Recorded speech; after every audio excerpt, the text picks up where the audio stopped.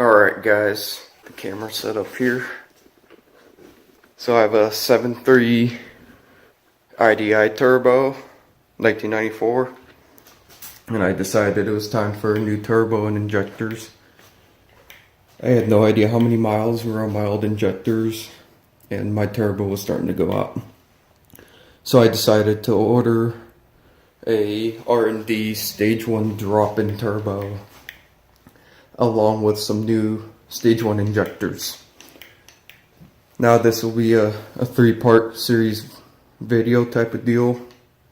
This first one will just be the unboxing of the stage 1 turbo and the injectors. The second part to the series will be the install and how to. And the third part will be driving around with the review of the new turbocharger and the injectors. Let's get started.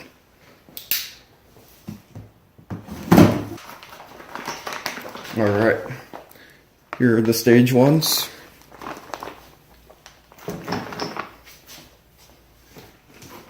The turbo comes nicely wrapped in a clear bag. Let me take it out of the clear bag.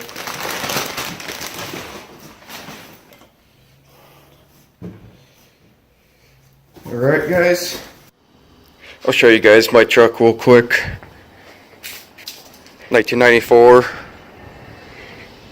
crew cab, long bed, stock wheels, 2-wheel drive. I want to quickly talk about the injectors here. The rebuilt fuel injectors from R&D. They are set to 1800 psi within a 50 psi, 2% matched injectors, so that's pretty cool. And they have brand new nozzles and pintle assemblies inside them. And they're reprofiled injector nozzles to increase fuel flow and shorten injection duration. Those are what you get with the stage 1s. So this turbo is a BorgWarner S257SXE. And it says right here on the website that it's a base drop-in turbo for the 93-94 factory turbo or the ATS 093 setup. I have the factory setup. This turbo still remains wastegated, as you can see right here. It's got a nice wastegate actuator on it with a positive tube going to the actuator from the housing. And it says it's capable of 65 pounds per minute of airflow. This turbo is good up to 350 wheel horsepower on an IDI, which I hardly doubt I'll get there because I'm still running a stock injection pump. And lastly, it is ceramic coated with this awesome orange. It's very beautiful, it's good quality. It just overall looks good. Alright guys, I want to talk about the differences between the stock turbo and the stage 1. The top here is the specs for the stock factory or 093 ATS, and then the bottom is the stage 1. For the Garrett, it's a 58mm inducer and a 70mm exducer for the compressor wheel. Now on the stage 1's compressor wheel, it's a bit smaller on the inducer, but it's bigger on the exducer by 6mm. Now looking here for the turbine, it's 64mm on the backside and then 56mm on the outlet. And the stage 1 turbine is 70mm and then the exducer is 62. So you could see this is a little bit bigger than the stock by 6mm and 6mm bigger on the outlet too. It's going to be a little bit bigger here, so it'll be a bit more airflow. Also, I noticed the stock turbine's 11 blades. The stage 1 is 10 blades. I'll show you right here.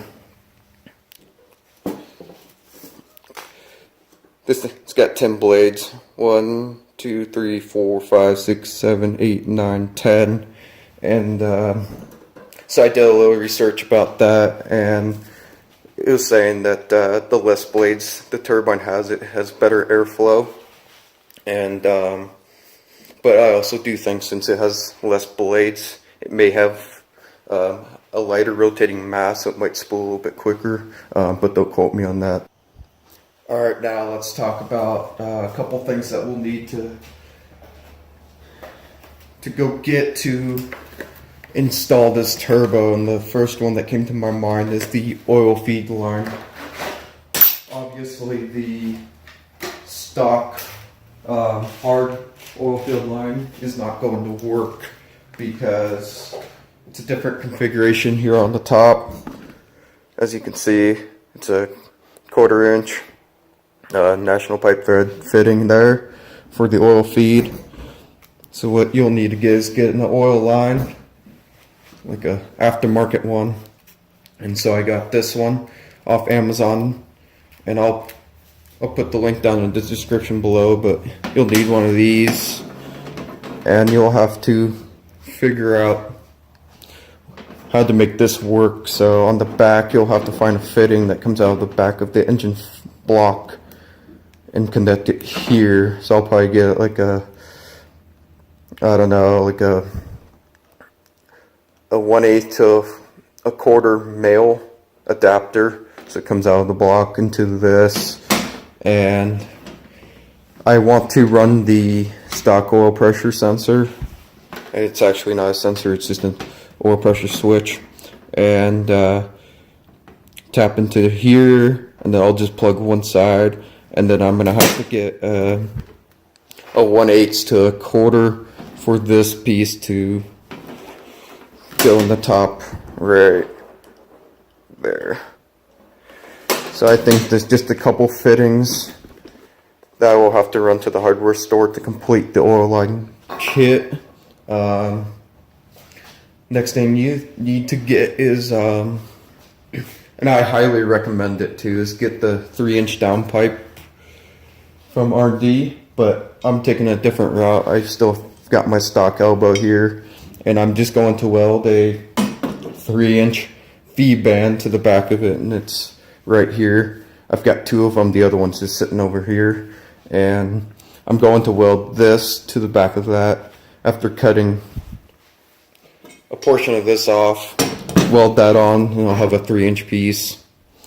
And I also highly recommend that you get a 3-inch downpipe and a 4-inch straight pipe exhaust kit to go with that. I'll put that link in the description below as well. I'll go out to the truck real quick and show you this 4-inch straight pipe that I got. It was a kit for the 94 to 97 OBS, and I already put it underneath the truck. It's got a couple jack stands on it right now for now, with a couple V-vans on temporary. Just wanted to throw it on here and see if it all fit, and it sure does. Here, let's go to the other side. Yeah, since it's for the 94 to 97 power stroke, the downpipe is going to need some modifications in welding. And what I'll do is just cut this PSD elbow off of here, get rid of this 9D, cut right here, and then put the 3-inch band right here, and I'll just weld it and connect it all together.